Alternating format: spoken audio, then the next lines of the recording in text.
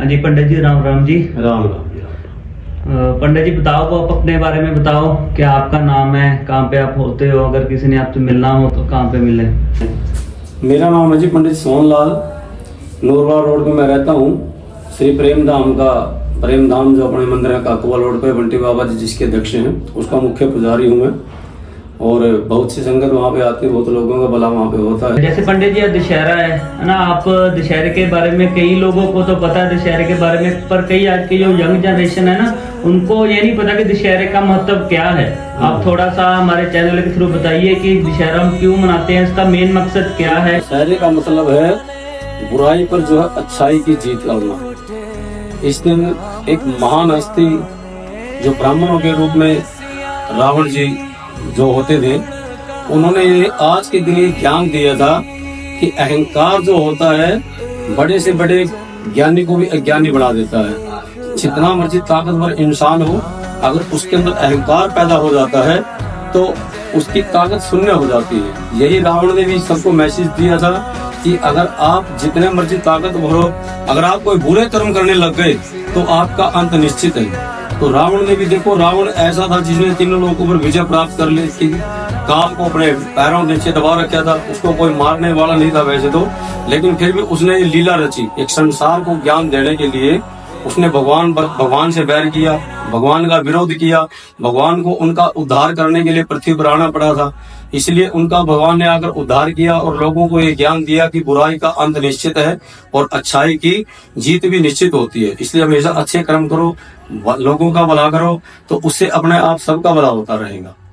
अच्छा पंडित जी, एक सवाल है, जैसे आप कर्मा के बारे में आपने सुना होगा, आपका क्या राय है कर्मा के बारे में। जैसे हम कोई अच्छा काम करते हैं, बुरा काम करते हैं, उसका नतीजा या रिजल्ट हमको इसी जन्म में भुगतना पड़ता है। आप थोड़ा यह विचार दीजिए हमारे चैनल के माध्यम दर्शकों को। देखियो, कर्म तो ऐसा है जो जैसा करेगा उसको वैसा भरना ही पड़ेगा। जो बोएगा वही काटेगा।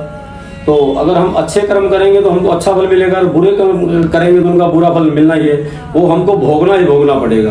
आज नहीं कल, कल नहीं परसों, परसों नहीं तो नरसों, एक दिन तो इसका परिणाम हमको भुगतना ही पड़ेगा। अगर हम अच्छा भी कर रहे हैं, आज हमें उसी अच्छाई का फल नहीं मिल रहा, हमको महसूस होता है कि हम इतना अच्छा कर रहे हैं लेकिन उसका फल नहीं मिल रहा। लेकिन वो खेती जो होती है ना, वो धीरे धीरे उगती है। जब खेती भी धीरे धीरे उगती है तो पहले किसान मेहनत करता है, बाद में उसका फल मिलता है। ऐसे ही अच्छे कर्मों का फल होता है जो बाद में ही उसका परिणाम पूरा हमको प्राप्त होता है। और ऐसे ही बुरे कर्म है, बुरे कर्म जितना हम करते रहेंगे उतना हम नीचे जाते रहेंगे, धीरे धीरे अपनी जड़ें जो खोखली होती रहेंगी।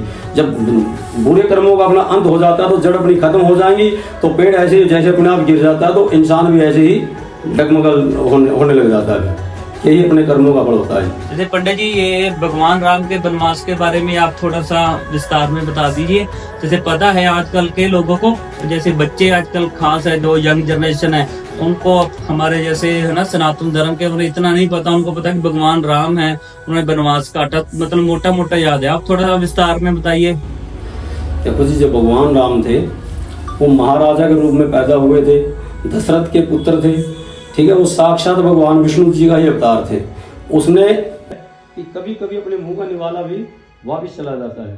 भगवान ना चाहे तो कुछ वनवास के बारे में भी लोगों को ये ज्ञान दिया है, क्योंकि भगवान विष्णु के हाथों से तो उसकी ताकत शून्य हो जाती है। यही रावण ने भी उद्धार होना था। जैसे अहिल्या थी, रावण था, कई ऐसे राक्षस थे जो पैदा हो गए थे, लेकिन भगवान के बिना उनका उद्धार हो ही नहीं सकता था। उसकी ये भी एक लीला थी। उसने ये कहा, उसके माध्यम से ये समझाया है कि कभी कभी अपने मुंह का निवाला भी वापिस चला जाता है। भगवान ना चाहे तो कुछ भी, अगर कहते हैं पत्ता भी नहीं हिलता उनकी मर्जी के बिना। यही उन्होंने भगवान ने ज्ञान दिया कि देखो कहाँ एक दिन पहले राज तिलक होना था और उससे एक दिन पहले उसको वनवास हो गया।